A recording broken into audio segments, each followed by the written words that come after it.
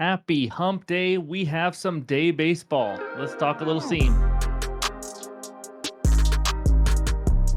What's going on, everyone? Welcome back in to another episode for Just a Bet Outside. I am your host, Steven, and we're back to talk some more MLB action.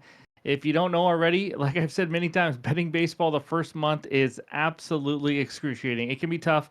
Another small losing day. We keep going 2-3. Only half unit plays for a reason right now. But I just feel like we're like those people at the poker table. Just keep putting on our antes, and then we just keep folding, and we just keep losing just a little bit the last few days after that hot streak last week. But either way, it's coming. I like the reads. We'll go over the recap in just a little bit, like we do every single day. But quick reminder, NBA Best Bets video for the win or go home play-in tourney games.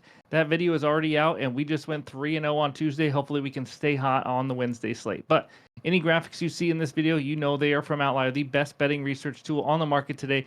Click the link below. You get a 7-day free trial. So let's get into it. And I got a little MLB fun fact like normal. So here we go. If you took away all of Hank Aaron's home runs, he would still have over 3,000 hits. That's wild. He was pretty good. Anyways, we're going to recap yesterday, and then we're going to go over the good and bad hitter matchups like we do all the time. The Who's on Fire segment, the Hitters on Fire, we'll do that in the Thursday video. And I know some of you guys have been asking about pitcher strikeout matchups. I'm going to keep mentioning it to you. They are actually going to be coming soon. I'm thinking maybe sometime next week as more data comes in. And then, of course, Aces of Bases will be back on Monday as well.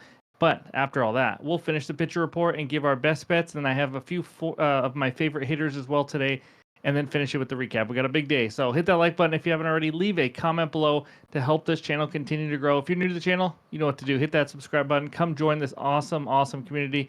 Almost up to 40,000 subscribers. Just crazy to even say. But thank you guys. Let's get into it. And that means it's recap time.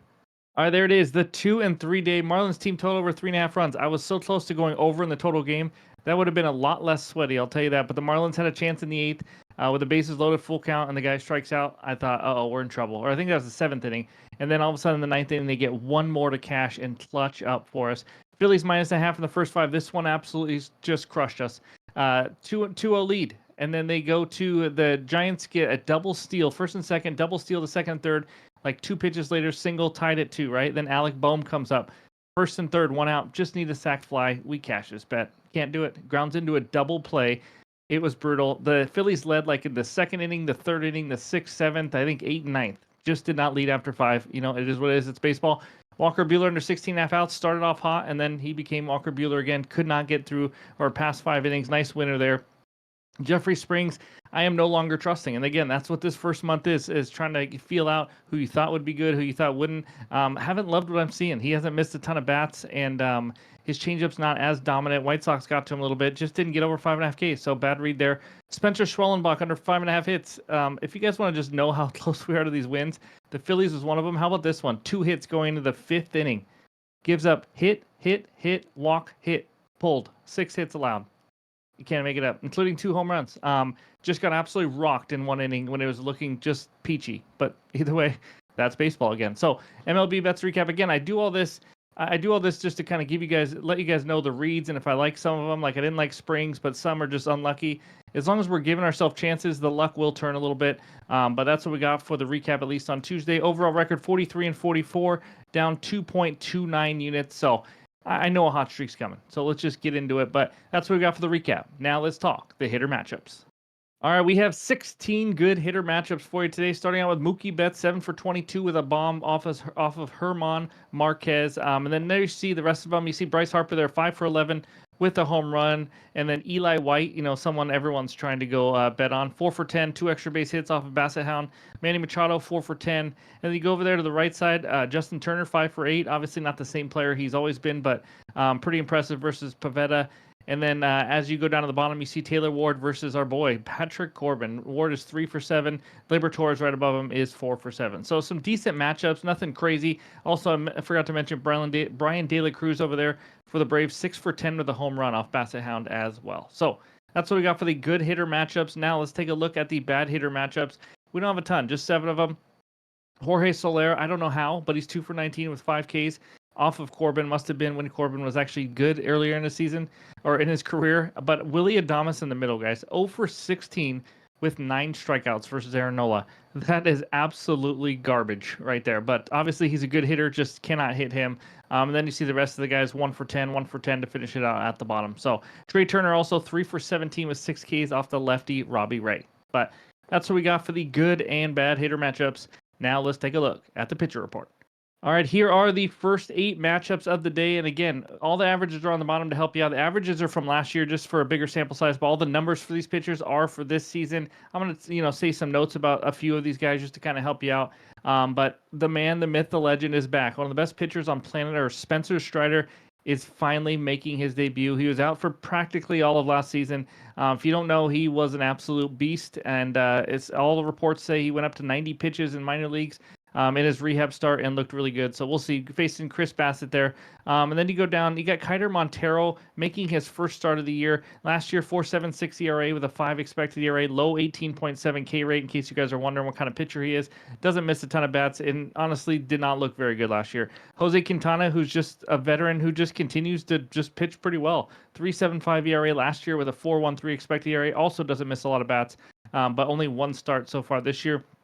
And then you go down, you see Steven Matz for the Cardinals, more of an opener, only going to throw a couple innings. Matthew Boyd, who's looked really good for the Cubs so far in really tough matchups as well. Now he has another one against the Padres. And Nick Pivetta, who's looked really good also. Only 10 hits allowed with 18 strikeouts in 17 innings so far this year. Then you got Gavin Williams, Dean Kramer, who has not been good, giving up 5, 2, and 6 earned runs in 3 starts, including 21 hits in those 14.1 innings. And then Mitch Parker, 10 Ks and 18.1 innings. His K rate has gone down quite a bit from last year. And then you go down to the bottom. We had a high-scoring game in Cincinnati between my Mariners and the Reds. Bryce Miller versus Nick Martinez. I haven't been a big believer in Martinez, but so far he's looked pretty decent, or at least he's had a good start or two. Bryce Miller, he is struggling, giving up 4.3 and 4 earned runs with 16 hits and 16.1 innings. He's usually a better pitcher than that, but also something you got to take in mind. Last year he struggled on the road, so we'll see if he can pitch on the road here in Cincinnati. But that's what we got for page 1 in the first 8 matchups. Now let's take a look at page 2, and we start out with Brandon Pfaadt versus Max Meyer. Meyer's been pretty good, but we're going to talk about that game later. And then Robbie Ray. Ks are down, but you know what? He's limiting runs. So walks are high like they can be sometimes with him. And then you go down. Sean Newcomb has not been good for the Red Sox. 6+ hits given up in all 3 starts. And that was to the White Sox, Cardinals, and the Orioles, along with 7 walks. So has not been pretty so far. But Chris Bubich, if you haven't watched him pitch, it's been pretty fun. He hasn't faced the best matchups. One of them was Baltimore, who doesn't hit lefties, and then a couple weaker ones as well. But he does have 21 Ks in 18.2 innings and only 13 hits allowed. So other than that, Clark Schmidt making his debut. Beto Cannon, obviously nothing big there. Advantage Beto on that one. And then Patrick Corbin. I mean, we don't need to say what else he is. He is somehow making another start. Going up against Soriano. And then Bobby Miller, not Bryce Miller.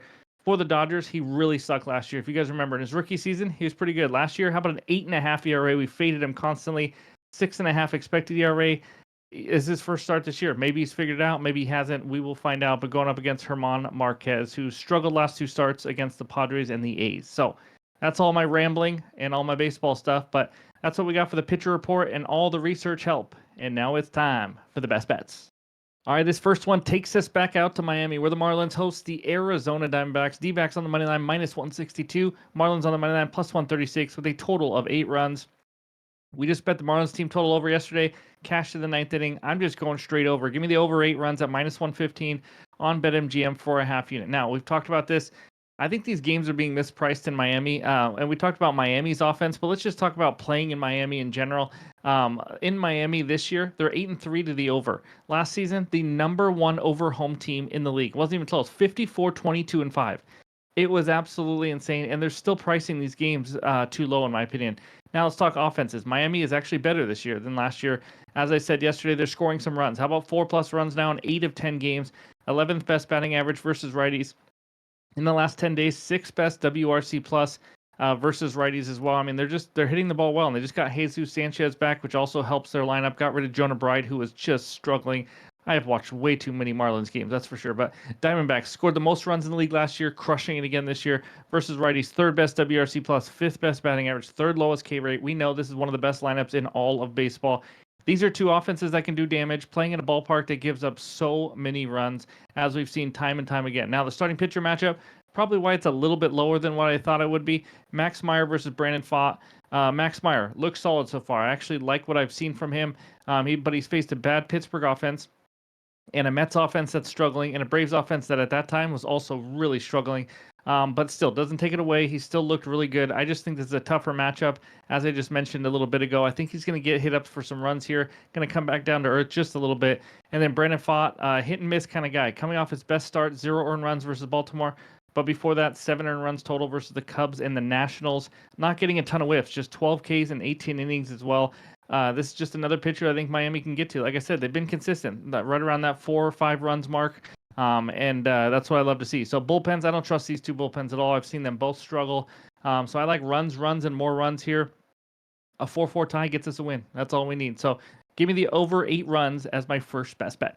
All right, this second best bet is an alt team total parlay. That's right. There's not a ton of props out, and to be honest, I don't love the slate right now, but we'll get there as more props come out. But right now, this bet, it's the Guardians team total over 2.5, Rays team total over 3.5 at plus 105 on FanDuel. It's a half unit play for me here. So obviously, I like both to go over. The Guardians is at 3.5 juice to the over. Rays is at 4.5 juice to the over. So I just took them both down on FanDuel. But let's talk the Guardians over 2.5 right now. This offense started out kind of slow. It's kind of picked it up lately. They've scored 3+ runs in 5 of the last 6. How about 6 or more runs in 4 of the last 5 games? That's pretty impressive. Offense overall this year, 16th WRC plus, so it's been average there. 6th best walk rate though, so they know how to get on base. Matchup. This is what it's about. They're facing Dean Kramer, guys. He has been absolutely awful, as we talked about already. He's given up 5, 2, and 6 runs in 3 starts. All 3 opponents have hit the 3+ runs mark before the bullpen has even come in. You'd love to see that. I think the Guardians get 2 off of him at the worst. Then we just need 1 off the pen. Hash brown math. You're welcome. But Kramer only has 11 Ks and 14.1 innings. The crazy stat here, he's only got 4, 5, and 10 whiffs in his 3 starts. That is not many at all. That's pretty bad. So I like the Guardians to get to him, score 3+ runs here. And the second one, Rays team total over 3.5. This new home stadium, if you don't know, it's creating a lot of runs and a lot of home runs. The Rays offense have scored 4+ runs now in 6 of the last 7 games, averaging 4.76 runs per game this season. They've scored 4 more runs in 9 of 14 home games. They even had a tough, slow start to the year. Over in 2 of 3 games versus lefty starters, so small sample size there. Versus lefties in the small sample size, 11th best WRC plus, 8th highest walk rate. But overall versus righties and lefties, 6th best slugging, 3rd best WRC plus. This is one of the top 8, top 10 offenses right now with how they're hitting. I'm surprised, but honestly, they're just hitting the ball well. They're raking. Aranda is one of the hottest hitters in Major League Baseball right now. And then the matchup. Again, we're facing another terrible pitcher, Sean Newcomb, the lefty. He has looked bad so far. He's given up 4, 1, and 6 runs in the 3 starts. 2 of the 6 were earned. So technically it was only 2 earned runs in that one, but still the team had 6 runs. He has not thrown 5 innings yet. He's right around 4 innings every time. That's why giving up 4, 1, and 6 runs is pretty bad when you're not going deep into games. 7 walks along with 20 hits in 12.2 innings. This guy has been batting practice. He's bordering on Christmas tree, let's be honest with you. So overall, we have 2 offenses that are facing 2 struggling starting pitchers. They both have a chance to go over this alt line before we even get to the bullpen. So give me the Guards, 3+ runs, the Rays for 4+ runs. That is my second best bet. Like I said, still waiting for these props to trickle out. Don't want to stay up till 1 a.m. just waiting for that. But there will be added plays, maybe even one before I go to bed. But before we get out of here, let's check the hitters I love. All right, let's talk a couple hitters here. First one, Austin Riley. Now, again, I'm not putting these in a hitter parlay or anything. I'm just trying to give you info for maybe a hit parlay of your own, HRRs bet, over bases, whatever it is. Just trying to tell you some numbers. But Austin Riley for the Braves is absolutely smoking hot right now.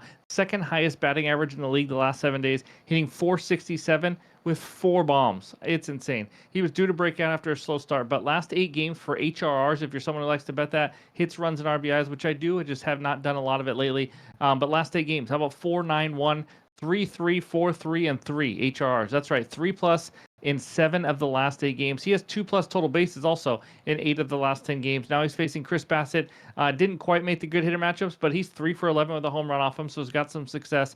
I like Austin Riley here. It's an early game. Obviously, weird things can happen, but I do like him there. And then the second one, Stephen Kwan. We've talked about him before this year. He's hitting .360 the last 7 days with 2 home runs, actually, which is a little surprising. Hitting .322 on the season, and he's facing the guy we just talked about, Dean Kramer. He's actually 4 for 8 off him, as you saw in the good hitter matchups, if you didn't fast forward the video. But Dean has been horrendous, like we talked about. 21 hits already, very low K rate. So far this season, Kramer's also given up a .389 average and .722 slugging to lefties. So good matchup for both these guys. Both swinging a really hot bat right now. I could dive in and find some more. If I do, I'll put it in the pinned comments. I may even just put these two together in a hit parlay myself. We'll see where I go with this. But just a couple hitters, a couple best bets so far. More will be coming. And all the research help you need for Wednesday. Again, these games start a little earlier, getting some day baseball in. But before we get out of here, let's check out that recap. All right, there it is. Two best bets so far with more coming. Over 8 runs in the Arizona-Miami game, minus 115 for a half unit. And then a little alt team total parlay. Guardians team total over 2.5. Rays team total over 3.5 at plus 105 for a half unit as well. Thank you guys for watching. As always, just a reminder, NBA Best Bets video for the play-in tourney games on Wednesday. That is already out, so be sure to go check that out. But hope you guys enjoy some day baseball. Have a great Wednesday, and we'll talk to you soon.